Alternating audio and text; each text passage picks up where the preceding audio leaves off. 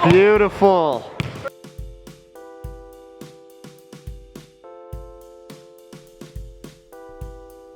Hello everyone, welcome to another episode of Williams Way, the only way. And today we're discussing the NBA. And I have a special guest, my brother in the building, Myles. What's going on, everybody? How's everything going? What's poppin'? What's up? What's up? What's going on? All right, so let's get into it, man. As we know, playoffs around the corner, you know, and we got some good teams going in there. Who do you think? Who you got? I honestly just feel that. Well, let's start off in the East, where there's probably only two main teams to actually look out for, and that's obviously, no doubt about it, the Brooklyn Nets. Oh yeah. Brooklyn, of Harden. James Harden, Kevin Durant, Kyrie. They stacking like crazy. They're stacking like crazy. That's they got Blake Griffin. Now they have LaMarcus Aldridge. They have so many former and current All-Stars. Yeah. And I would have to also say the Philadelphia 76ers. Mm-hmm. But honestly, at the end of the day, I still will roll with the Brooklyn Nets coming out of the East. I don't think they have any competition over there, to be quite honest. Too much firepower. They have a lot of they do have a lot of firepower, but I think a sleeper team is still the Heat. I was looking at them; they're getting better. They've been unhealthy, I should say, all year, but they're finally healthy now, which is good. You know, that's my favorite team. So I really, I like what they're doing. I love that team. They're dope, man. They got the Tyler Hero, Jimmy Butler. They play as a team. Yeah. You know. Yep. Iguodala's there still too. So it's crazy. Yeah. They're a solid team. I think the Heat will be again a sleeper team.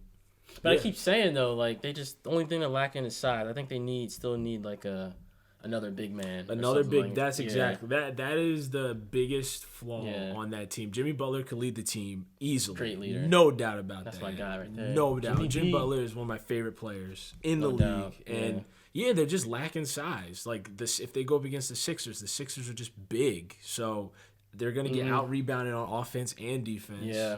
And the Brooklyn Nets are now big too. They have DeAndre Jordan and, like I said, LaMarcus Aldridge. So they're the only thing they're lacking. Their guard play is crazy. Guard play. Yeah. They got They just picked up Oladipo. They got the good guard play. Yeah, the guard play is crazy. You got Oladipo, Butler. You got Dragic. You got Hero. Only thing, like what you said, team. I agree. They just need some size. That's and small ball doesn't always win, but.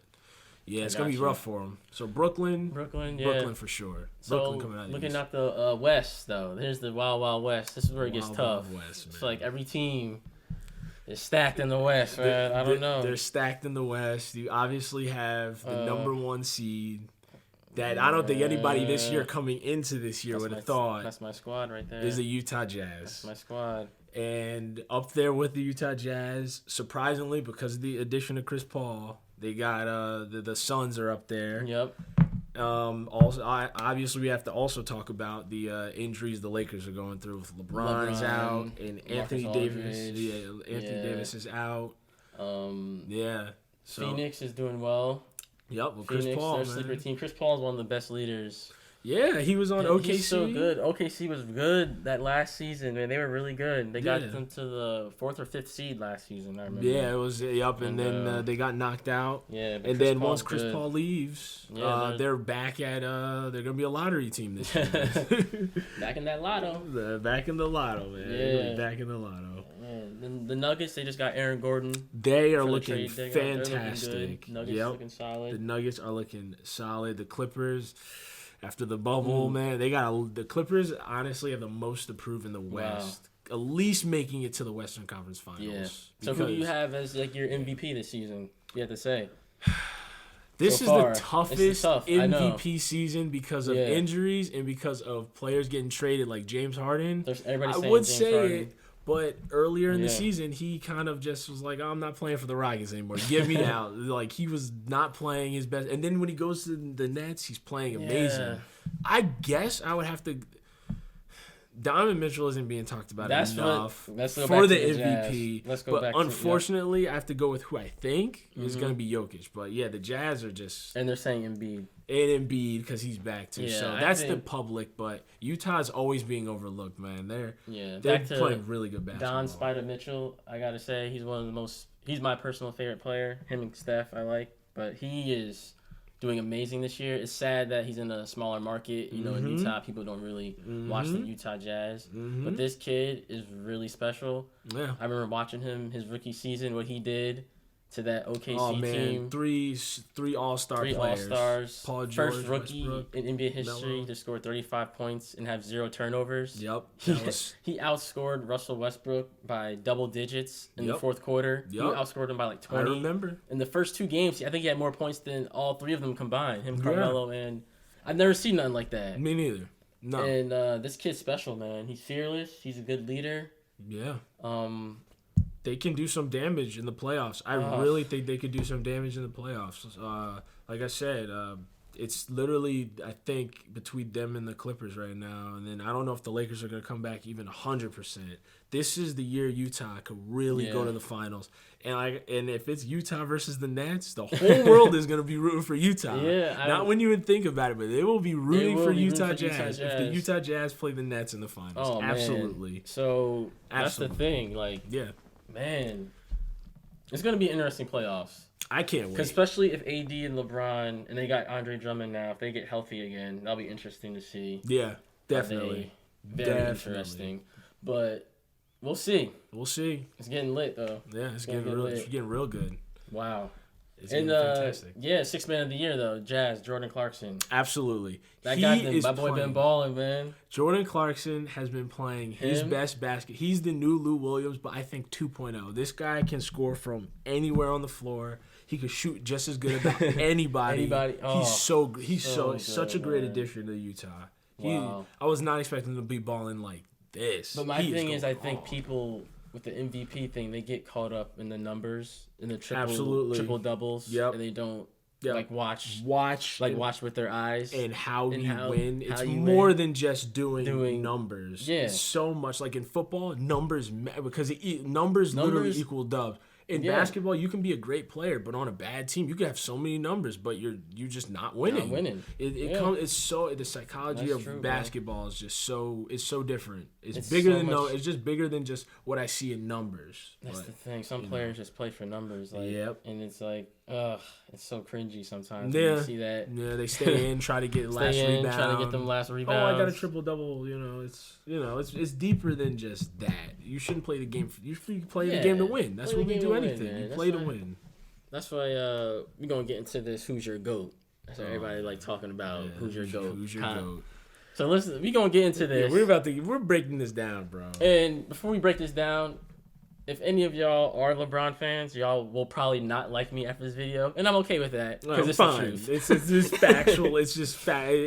I'm okay with that. I'm fine with that. So, I'm fine with that. And that's the thing too. You hear people say, "I didn't grow." See, I grew up watching LeBron. Yep. Same. More than Jordan. Same. You know what I'm saying? Had to do research on Jordan to learn.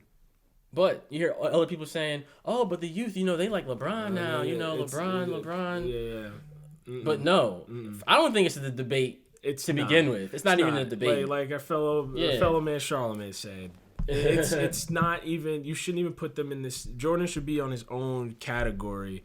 Then you could rank LeBron with other superstars that have been in the league and that are in the league. He skipped a lot of people. I don't know how he skipped so many guys. Guys, I need to tell everybody listening, Michael Jordan's resume is unbelievable. This guy is first in regular season points per game. Check. First in playoff points per game.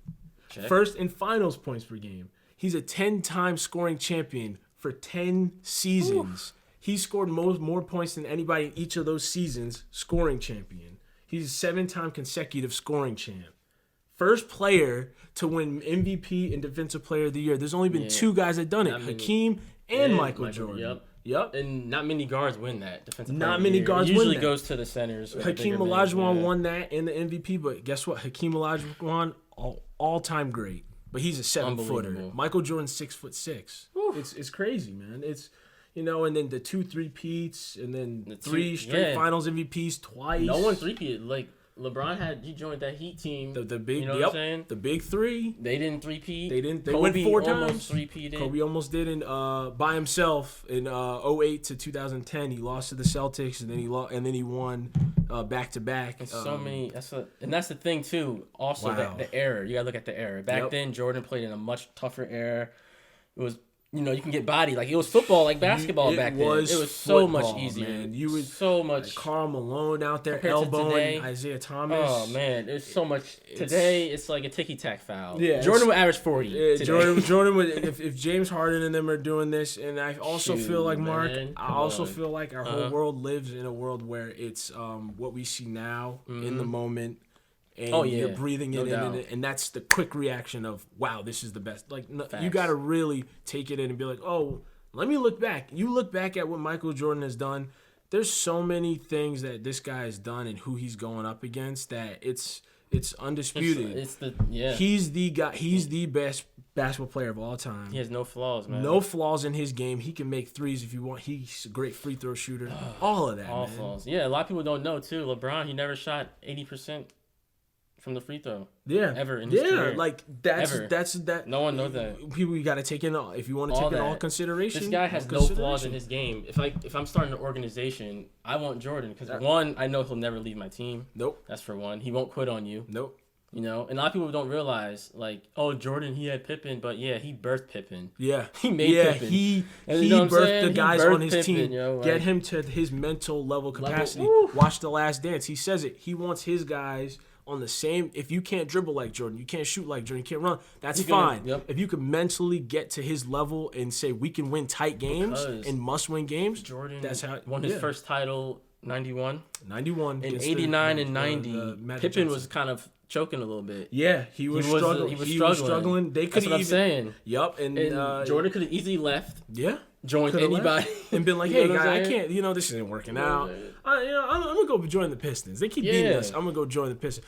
That's the way the game has changed now, though, is when guys can't win in a spot, they tend to leave. But now I'm starting to realize we're giving, Damian Lillard, I've been giving him flack. But then I realize, I'm like, wow, this guy's super loyal. This guy's old school. Yeah. I think maybe we're going to go back to that, but maybe. I mean, it's like we said, the Nets, obviously they're going to win. Like, they should win. They should win. Look how many guys that formed together. That's the thing now. Yeah, that's the James wave. Harden, he couldn't do it on the Houston, and he had Chris Paul. He did have some meltdowns in the playoffs, though. Yep, absolutely, against the Spurs. And there's two different people in the playoffs, man. Yeah, sometimes man. Playoff basketball. Guys rise in the occasion, some fall, Yeah, that's true. Wow. So we do know that obviously Jordan's the GOAT. Yeah, we should know that. It's not even the listeners. I don't know why it's a debate, but it's not a debate. Yeah. Mm-hmm. So now the best shooter, that's where the game's going now. Everyone's shooting threes on threes, man. So, no mid range, threes. Who's your best shooter of all time? We know. We know. It's Stephen. Off the dribble. Curry. Wardell Curry, man. Even though Reggie Miller's a straight killer.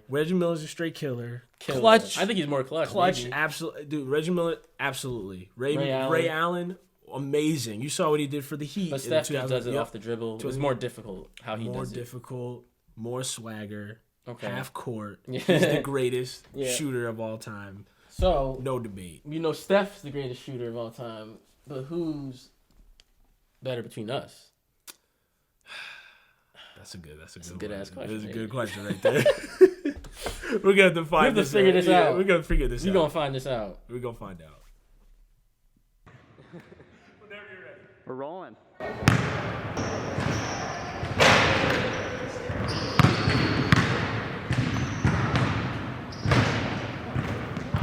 Let's see this.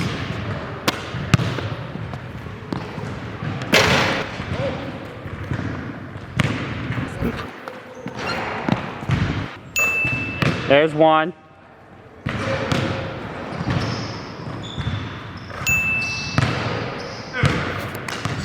Something like that. Last. Something like that. You're up. Something. Is that it? Or one more for me?